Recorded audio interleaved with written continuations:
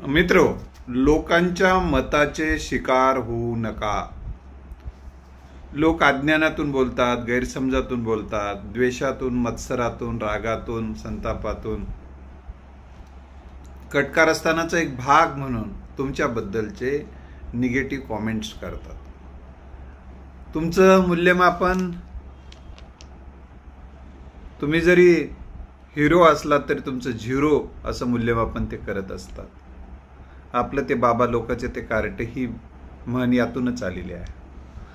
तर मित्र, तुम्हाला या निमित्तानं मी सांगतो की अनेक काही उदाहरणं मी देणार आहे ज्यांच्याबद्दल लोकांनी अतिशय चुकीचं मूल्यमापन केलेलं होतं, चुकीचे कॉमेंट्स केलेले होते। तर त्यांनी आपल्या कृती उक्ती आणि शहाणपणातून सिद्ध केलेलं आहे तुम्ही चुकीचे आहात। सचिन तेंडुलकरला एकदा प्रश्न विचारण्यात आला, तुम्ही बऱ्याच विषयावर काही उत्तर देत नाही तर माझी बॅट उत्तर देईल, असं त्यांनी उत्तर दिलेलं होतं। तर तुमचे उत्तर हे तुमच्या कृतीतून आले तर अधिक प्रभावी होतात, हे या निमित्तानं आपल्याला मी सांगू इच्छितो। तर तुमचा स्वभाव हे तुमचं सामर्थ्य ठरते आणि तुमचा स्वभावच हे तुमचं दुबळेपण ठरते। म्हणून तुमचा स्वभाव चांगला करा, तुमची कृती चांगली करा, तुमची उक्ती चांगली करा, तुम्ही शहाणपणाने निर्णय घ्या, सावधानतेने निर्णय घ्या आणि लोकांच्या बोलण्याकडे रिॲक्ट न होता ऍक्ट वर जास्त भर द्या। तुमचं जे ध्येय आहे ना त्यावर जास्त भर द्या। कारण असं म्हटलं जातं, ग्रामीण भागात आम्ही ऐकत होतो की रानाचं तोंड झाकता येते पण लोकांचं बोलणं झाकता येत नाही, लोकांचं तोंड झाकता येत नाही।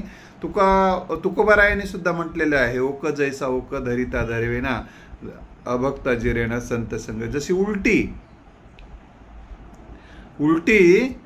आपल्याला धरून ठेवता येत नसते, तसं लोकांचं बोलणं धरून ठेवता येत नसतं। आता सूरज चव्हाणच्या बद्दल काही जणांनी असं सांगितलं की सूरज चव्हाणची रातोरात जी मशहूर झाली, प्रसिद्ध झाली होती रानू मंडल, त्याची तुलना केलेली आहे आणि सांगण्यात आलेलं आहे की सूरज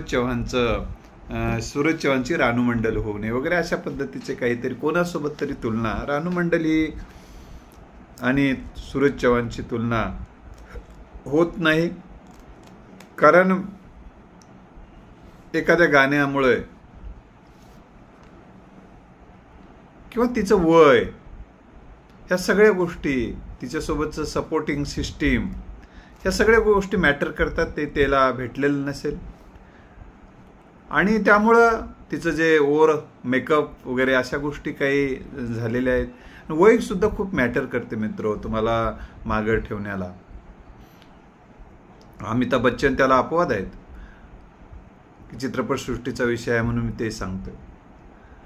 परंतु बऱ्याचदा वय आणि तुमचं वजन, वय, तुमची शरीरयष्टी, तुमचं सौंदर्य, ह्या सगळ्या गोष्टी बऱ्याचदा मॅटर करतात। पण सूरज चव्हाणच्या बाबतीत त्याचं सौंदर्य ज्या पारंपरिक अर्थानं बघतो ते सौंदर्य काही बघण्याची आवश्यकता नाही, लोकांनी पसंत केलेलं आहे सूरजला जसं आहे तसं। कारण सूरज चव्हाणची भाषा सुद्धा बघा, एका ठिकाणी तिथं लग्न म्हणायचं असते त्याला ल म्हणता येत नाही तर न म्हणतो तो। लग्न म्हणायची असती, मी नग्न होणार, नग्न असं नग्न म्हणतो, लग्न म्हणायच्या ऐवजी तो नग्न म्हणतो। म्हणजे त्याला तेवढं जरी असताना की त्यालाच लोकांनी लाखो चाहते त्यांना मिळालेले, तर अशी भाषा सुद्धा मॅटर करत नाही हे त्यांनी दाखवून दिलेलं आहे। मनोज जरांगे पाटलाच्या संदर्भातही भाषेवर खूप टीका झाली त्यांच्या, पण त्यावर सुद्धा त्यांनी मात केलेली आहे। ते सुद्धा मॅटर होऊ शकत नाही, ते सिद्ध करून दाखवलेलं आहे।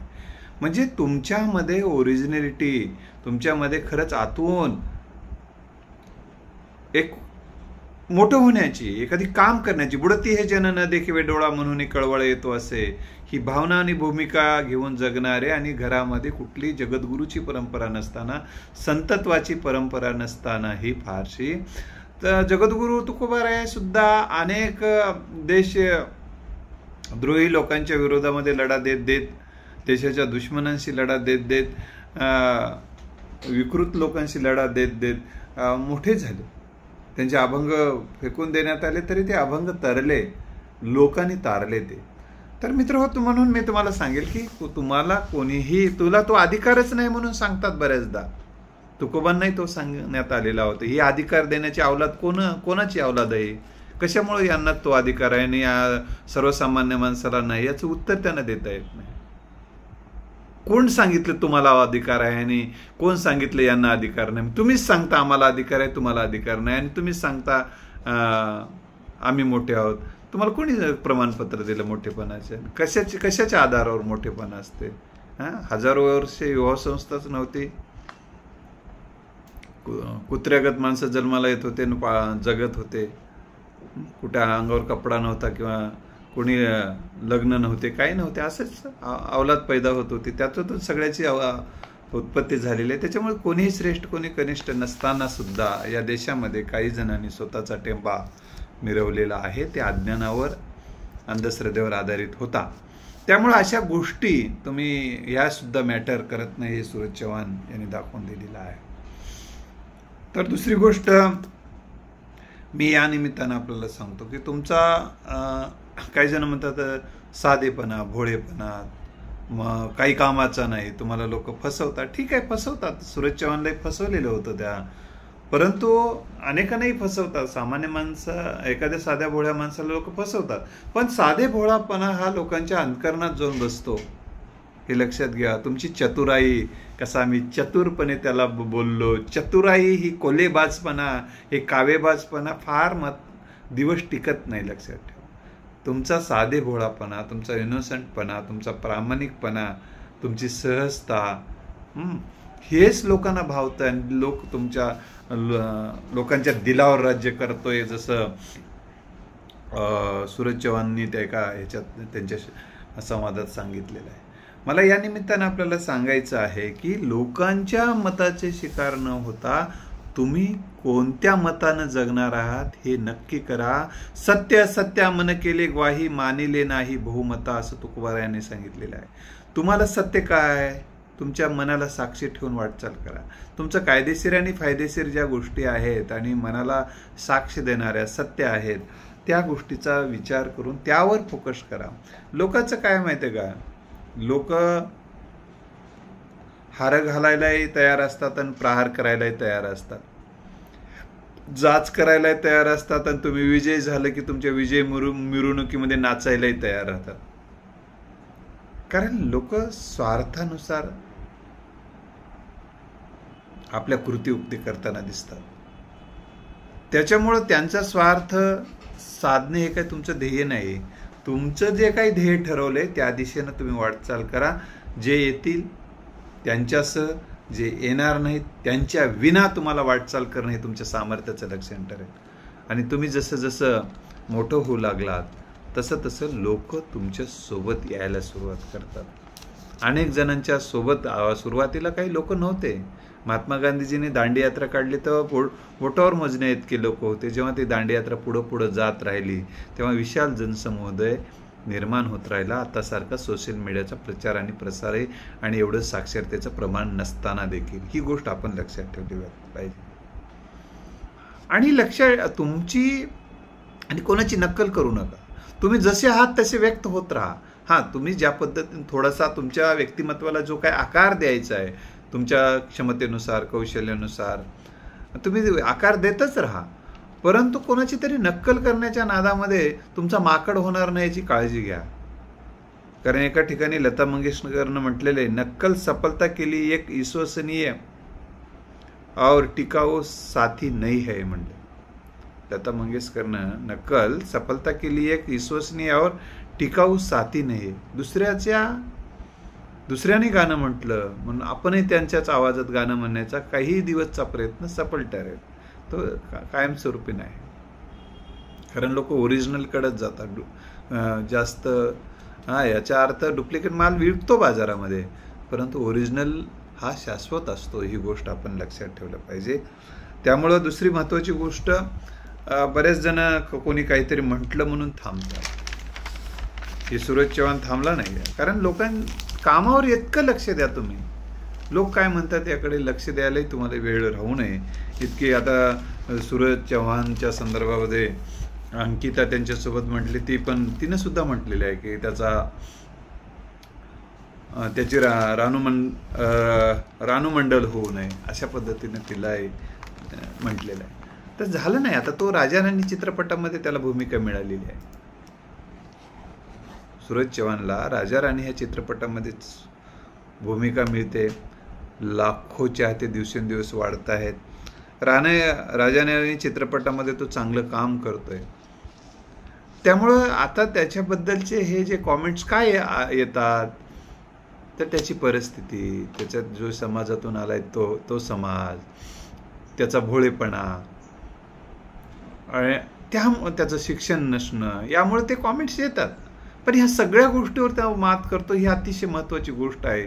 या संदर्भात हे लक्षात ठेवा. तानाजी सुद्धा या चित्रपटात आहे. तो सैराटमध्ये होता. तोही दिव्यांग आहे. तोही ज्या पद्धतीने धडपडतोय ते कौतुकास्पद आहे, हे लक्षात ठेवा. त्यामधलं एक या राजा राणी चित्रपट येतोय तो शिवाजी त्याचे दिग्दर्शक आहेत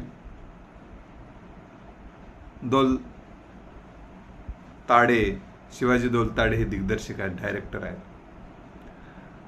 आणि सर्वसाधारणपणे आपणाला अजून एक लक्षात घ्या, 25-30 वर्षाखाली एक समज होता की चित्रपटामध्ये काम करायला म्हणजे ते कटले विशिष्ट घराण्यातल्याच लोकांना लोक पसंत करतात.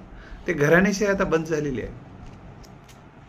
म्हणजे घराणेशाहीमध्ये लोक काम करतील, पण ते अट्रॅक्शन होतं ते आता बंद झालंय. सर्वसामान्य परिस्थितीतली माणसं डायरेक्टर होत आहेत, संगीतकार होत आहेत, गीतकार होत आहेत, अतिशय म्हणजे नट्या म्हणजे अभिनेता हे होत आहेत. ही चांगली गोष्ट आहे आणि याला श्रेय जाते ते सोशल मीडिया, ह्या रील्स किंवा छोट्या यूट्यूबच्या माध्यमातून सर्वसामान्य लोकांना आपली गुणवत्ता, आपली प्रतिभा व्यक्त करण्याचं साधन दिलेलं आहे. विशिष्ट लोकांना संधी देण्याचं एक धोरण स्वीकारलेलं होतं. त्या धोरणाला फाटा देण्याचं काम इंटरनेटच्या मदतीमुळे आणि या सोशल मीडियाच्या मदतीमुळे झालेलं आहे. काही जणालाच प्रसिद्धी द्यायची, काही जणाला मुद्दाम द्यायची नाहीत. हे काम सुद्धा आता प्रत्येक जण पत्रकार होऊ शकतो. प्रत्येक जणाकडे सोशल मीडिया आहे. तुमची गुणवत्ता सिद्ध करा या सोशल मीडियाच्या माध्यमातून. तुम्ही जर ओरिजिनल असाल तर टिकणारच आहात. तुम्हाला जगातली कुठलीही शक्ती आता रोखू शकणार नाही. हा विश्वास सोशल मीडियाने तुम्हाला दिलेला आहे. त्यातला एक शब्द फार मस्त आहे या राजा राणी चित्रपटामधला, प्रेमानं बघ जरा एकदा मला, दिल माझा सखे देईल तुला. अशा ह्या चित्रपटामध्ये, असे गाणे असणाऱ्या चित्रपटामध्ये सूरज चव्हाण आपल्या भेटीला येत आहे. तर त्याच्यामुळं कोणाच्याही बद्दलचे मूल्यमापन करत असताना अभ्यासांती मूल्यमापन केलं पाहिजे. आणि मूल्यमापन हे नकारात्मक मूल्यमापन करून कोणाचं तर आयुष्य उद्ध्वस्त करण्यापेक्षा त्याला सकारात्मक प्रेरणा, प्रोत्साहन देणारे शब्द जर आपण वापरले. मी आजच बिग बॉसचा विजेता ठरला म्हणूनच सूरज चव्हाणबद्दल नाही, या अगोदर देखील सूरज चव्हाण 2 व्हिडिओ या माध्यमातून व्यक्त केलेले आहेत. कारण सर्वसामान्य परिस्थितीमध्ये वेगवेगळ्या क्रिकेटच्या क्षेत्रात सुद्धा काही लोकांना स्थान देण्यात आलं. अतिशय ओरिजिनल विद्यार्थी वेगवेगळ्या क्षेत्रात ओरिजिनल आहेत, पण ते आले नाहीत. ते आले पाहिजे. त्यांना प्रोत्साहन देण्याचं मी काम करेल. तुमच्या नजरेत कोणी असेल की याला प्रेरणा, प्रोत्साहन देण्याची गरज आहे, त्याचं प्रमोशन करण्याची गरज आहे. कारण कोणीतरी त्याच्या पाठीमागे उभं राहणं गरजेचंच असते. ते उभं राहण्याचं काम आपण करायला पाहिजे. हीच माझी भूमिका आहे. तर आपण अशा पद्धतीनं कोणी जर त्याच्याबद्दल गुणवंत आहे, परंतु त्याच्याकडे प्रतिभा आहे, परंतु त्याला पुढं आणण्याची गरज आहे, म्हणून आपण प्रयत्न केला पाहिजे. मी माझ्या हनुमंत भोपाळ यूट्यूब चॅनलच्या माध्यमातून जवळपास आतापर्यंत 9 ऑनलाईन बहुभाषी कवी संमेलनं घेतले. अनेक नवोदितांना मी त्याच्यातून प्रेरणा, प्रोत्साहन दिलेलं आहे. त्यांना विचारपीठ मिळवून दिलेलं आहे, काव्यपीठ मिळवून दिलेलं आहे. एवढंच नव्हे तर अनेकांना प्रेरणा, प्रोत्साहन देणारं सन्मानपत्र दिलेले आहेत. त्याचबरोबर काव्यरत्न पुरस्कार सुद्धा मी या यूट्यूबच्या माध्यमातून ऑनलाईन स्पर्धा घेऊन त्या भारतातल्या बाहेरच्या 2 कवयित्रीसुद्धा त्याच्यामध्ये सहभागी झालेल्या होत्या. वेगवेगळ्या राज्यातून गोवा आहे, गोवा आहे, तेलंगणा आहे, कर्नाटक आहे, महाराष्ट्र अशा वेगवेगळ्या राज्यातले. या अगोदरचं पंजाबीमधून सुद्धा माझ्यासोबत काही कवी आणि कवयित्री, मध्य प्रदेश. म्हणून मला सांगायचं आहे की काही जणांचेच त्या कवी संमेलनात सातत्यानं नावं राहतात आणि काही जणांकडे दुर्लक्ष केलं जातं. अशा दुर्लक्ष केलेल्या लोकांकडे आपण लक्ष देऊन त्यांना विचारपीठ मिळवून देणं पाहिजे अशी माझी सातत्यानं धारणा राहते. ज्ञानदीपाची दीपावली कार्यक्रमाच्या निमित्ताने सुद्धा अनेकांना मी गेल्या 25 वर्षामध्ये विचारपीठ मिळवून दिलं, त्यांना सन्मान करण्याचा प्रयत्न केला. यावर्षी सुद्धा तो कार्यक्रम आहे. धन्यवाद.